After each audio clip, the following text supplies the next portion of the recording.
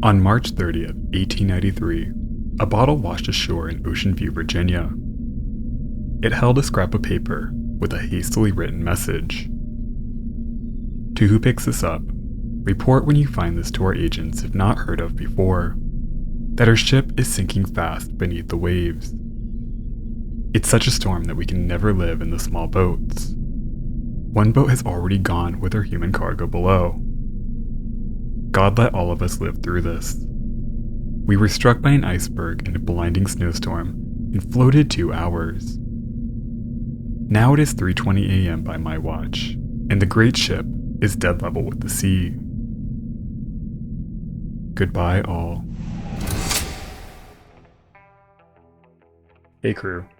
These days I live in a big old city, really far removed from anything that even remotely resembles nature. But I grew up in Oregon, where I spent a lot of time enjoying the great outdoors with my family. I particularly remember when my mom tried to teach me fishing. The only problem was that she didn't really know how to fish herself, so we ended up just spending a lot of time on the river without really catching anything. I'm not really sure that we even really would have known what to do if we did catch anything. It's memories like those that make me excited to talk about this video's sponsor, Fishing Clash. When you play Fishing Clash, you actually have a pretty good chance of catching some fish. Fishing Clash is a free-to-play mobile game that simulates all the relaxation, excitement, and sense of achievement that comes with a day of fishing. Fishing Clash is not just a simple mobile game, it's a way for people who love the outdoors and fishing to enjoy their favorite hobby on their phones. The game is easy to play and richly detailed. The lures you use are the most important tool you have. Upgrading your lure helps you progress through the game, gain strength, and catch bigger fish. As you progress, you gain access to power-ups, sonar, and a variety of rods to help improve your performance. There's a huge variety of fish and numerous beautiful fishing areas to choose from. You can also join fishing clans that let you link up with other players to achieve game goals. In 2024, Fishing Clash became an official sponsor of Major League Fishing. Some of the real-life events happening in the US will be replicated in the game with the same locations, where players can take part in virtual competitions and win in-game rewards. Download Fishing Clash today and give it a try. It's fun, engaging, and best of all, it's free to play. Use the link in the description or scan the QR code on the screen, and don't forget to use my special code BIGOLDBOATS to get a special $20 value reward and a unique avatar for free. Thank you to Fishing Clash for supporting the channel. And now, back to the story of the Naronic.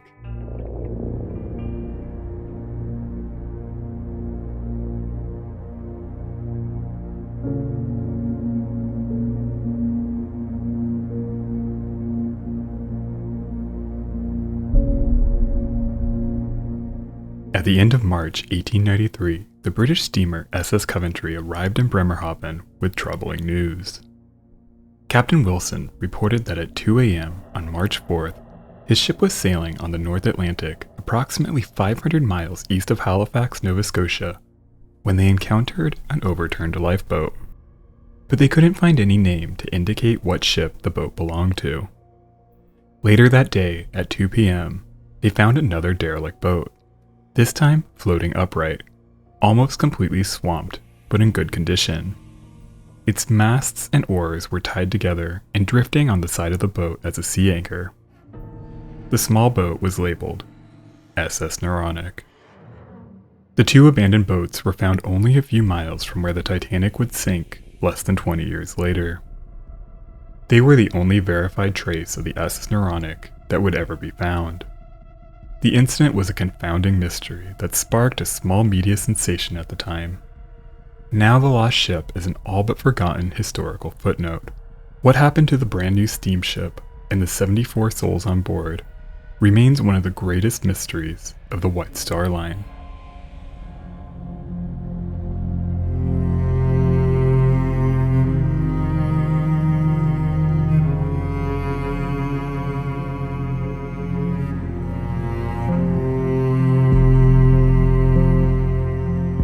By the early 1890s, the White Star Line, still under the supervision of Thomas Ismay, had well established itself as an innovative Atlantic shipping line.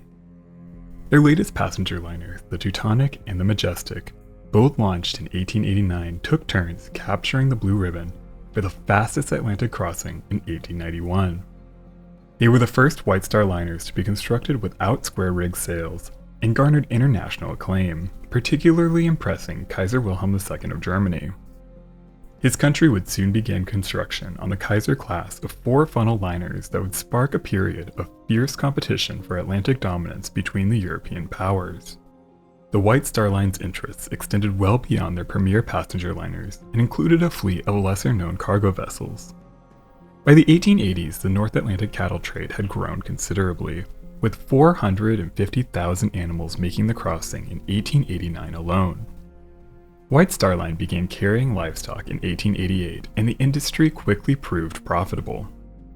The company soon commissioned a series of ships that could carry livestock, cargo, and passengers. Captains were instructed to make these voyages as comfortable as possible for the animals on board. Especially in the early days, it was not uncommon for ships to arrive in port with a troubling number of dead animals. This obviously cut into profits, and White Star Line sought to avoid these losses with modern new purpose-built livestock carriers. In 1892, the company debuted its 2 largest cargo ships yet, the Naronic and the Bovic. Labeled Yard Number 251, the Naronic was launched on May 26, 1892. Costing £121,685 to build, she was a relatively expensive cargo ship for the time. But a better ship meant more live animals. She was completed on July 11th and came in at 470 feet or 143.3 meters in length with a beam of 53 feet or 16.2 meters. She measured 6,594 gross register tons. She featured 3 decks and could accommodate up to 15 passengers, though she was registered to carry only 12. Mostly people sent to accompany and care for the livestock. While accommodations couldn't compare to the premier White Star liners of the time, the Naronic promised a comfortable crossing for humans and animals alike. The vessel was powered by 4 boilers that fed twin reciprocating engines driving twin propellers to achieve a speed of around 13 knots. She was operated by a crew of 60.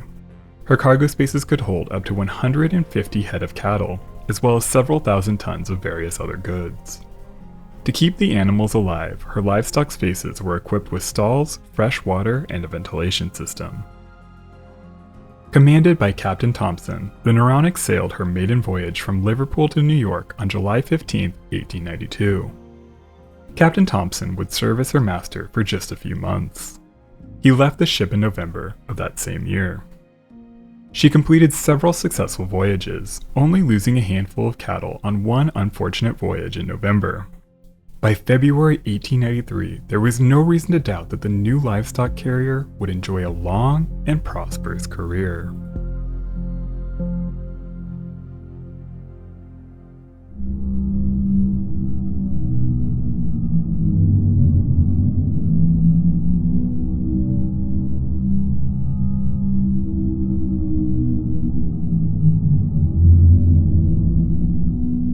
The SS Naronic departed Liverpool for her final voyage on February 11, 1893. Since the Naronic was used to transport American cattle to Europe, her return voyages typically didn't carry any cattle. Instead, she carried 3,572 tons of general cargo, 2 horses, and several live pigeons and chickens, as well as 1,017 tons of Welsh coal, enough to make it to the United States and back. She was commanded by Captain William Roberts, a veteran of the White Star Line with over 20 years of experience with the company. Roberts was the Naronic's second captain, having assumed command the previous November. She had a total of 74 people on board, made up of 60 crewmen and 14 passengers. The passengers were returning home after accompanying a load of cattle on the previous eastbound voyage. The Naronic was a popular ship amongst White Star crew. Her first and second mate, 4 out of her 5 engineering officers, and all of her greasers had been with her since her maiden voyage. The rest of her crew had been with her for at least 5 voyages. Captain Roberts was the newest on the ship, having only completed 3 voyages. The ship was known to run well, even in rough seas, and offered an appealing work environment. In short, she was known to be a happy ship. This would be her 13th voyage. and there was no reason to believe it would be anything but routine. But after she dropped off her harbor pilot at Port Linus, Wales, the SS Naronic was never seen again.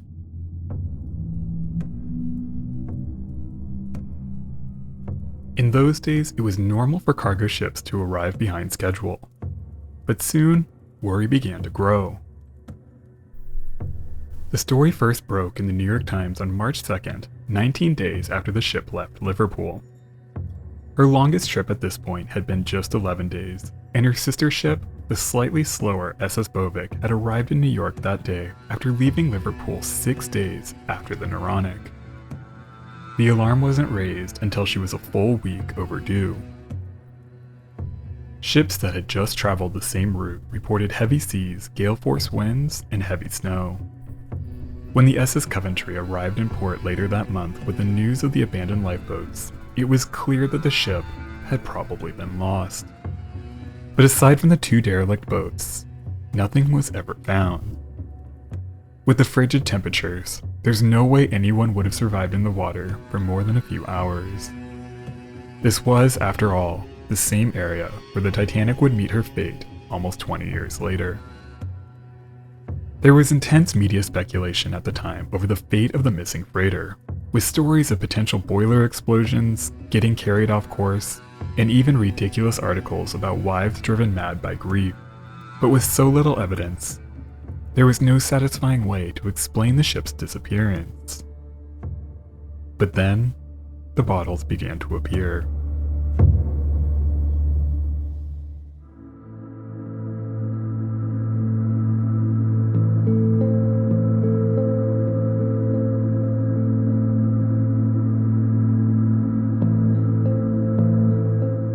On March 3rd in Bay Ridge, New York, the day after the news of the missing ship was first printed in the New York Times, a bottle was found containing the following message. February 19th, 1893. Naronic sinking. All hands praying.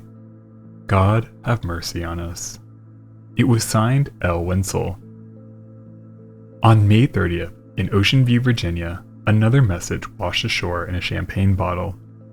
It was the most detailed, reading, 3:10 a.m., February 19th, SS Naronic at sea. To who picks this up, report when you find this to our agents if not heard of before, that our ship is sinking fast beneath the waves. It's such a storm that we can never live in the small boats.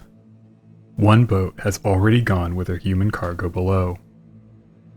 God let all of us live through this. We were struck by an iceberg in a blinding snowstorm and floated 2 hours.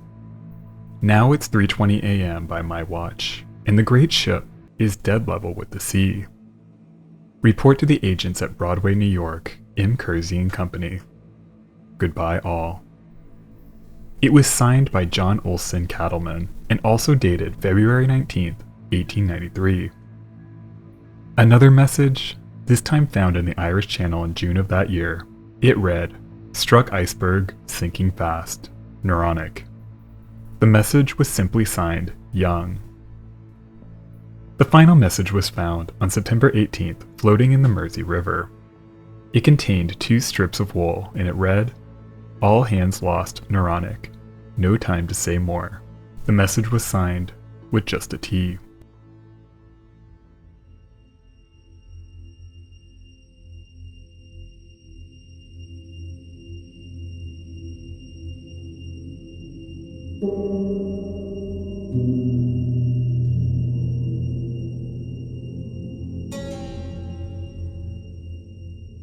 An official inquiry was held by the British Board of Trade at St. George Hall in Liverpool. The ship's design and cargo manifest were reviewed, and it was quickly determined that a sudden shift in cargo probably wasn't to blame.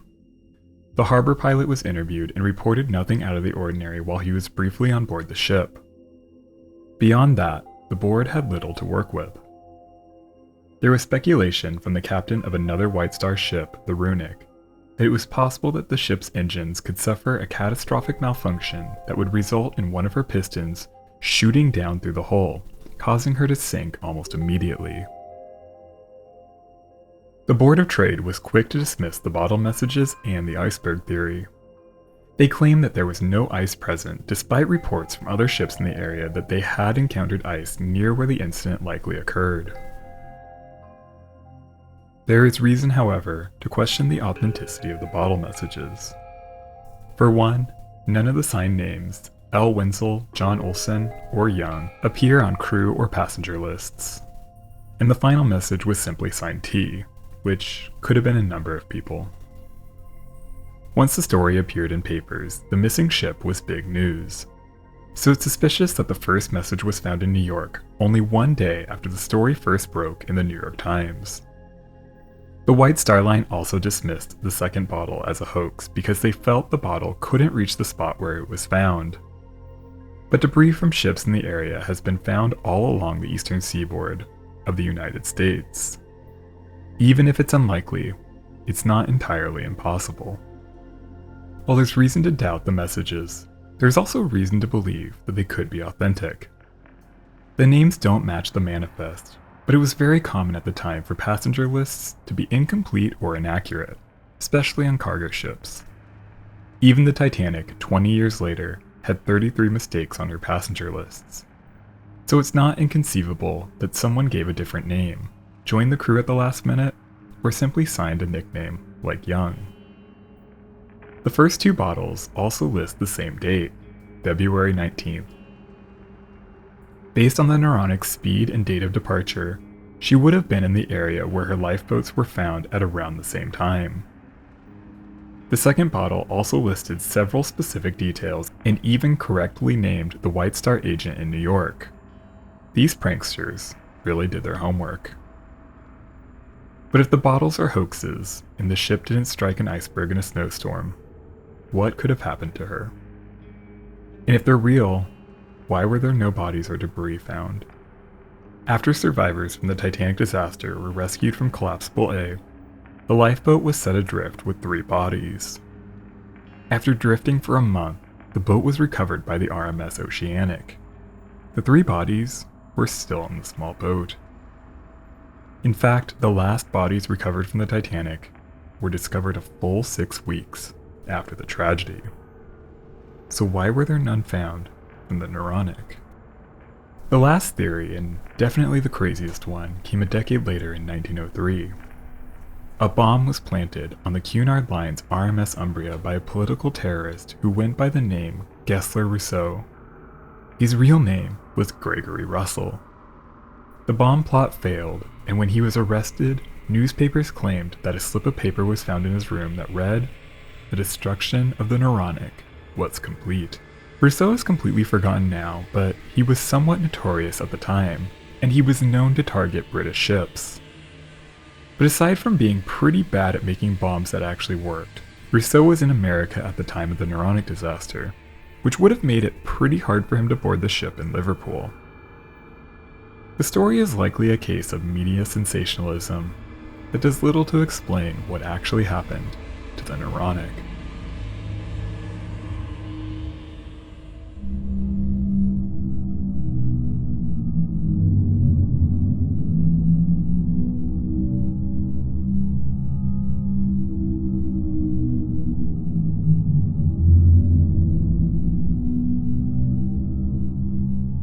The thing that sticks with me most about the Naronic mystery is not so much trying to figure out how it happened. We can gather that something went terribly wrong that caused the ship to sink with all on board.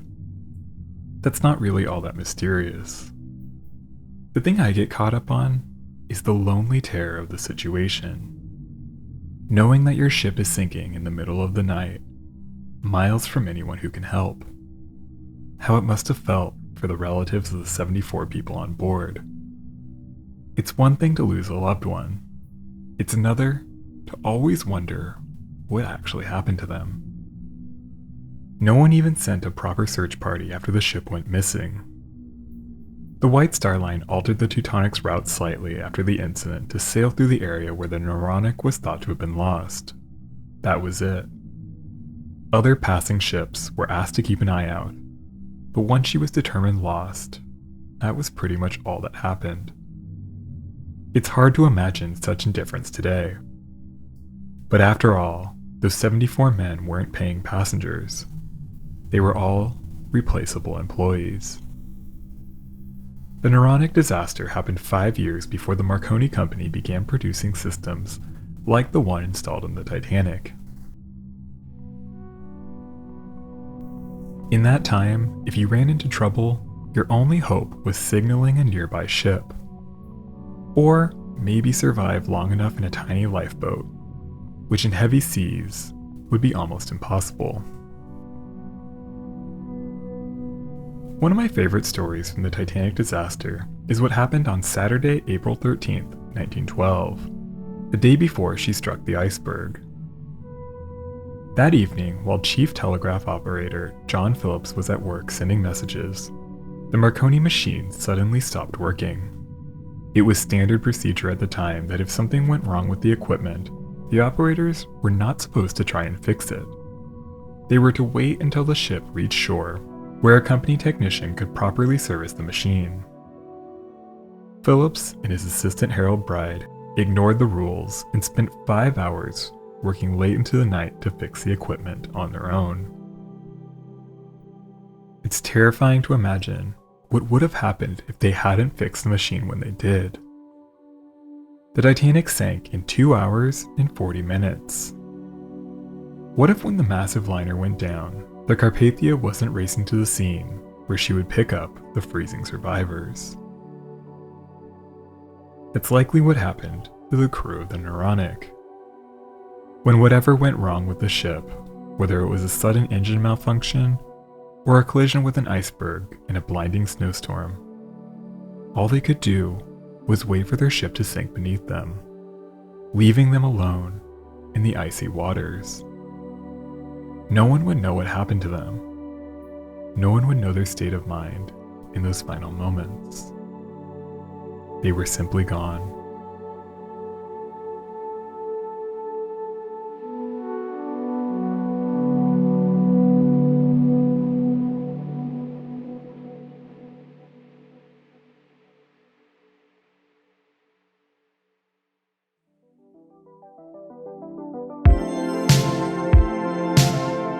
Thank you for watching.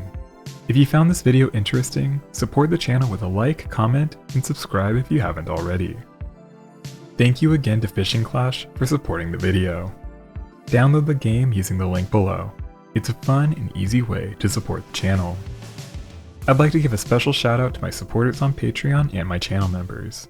Their support helps keep the channel afloat. Alright crew, that's all I've got. Till the next one, be nice to people.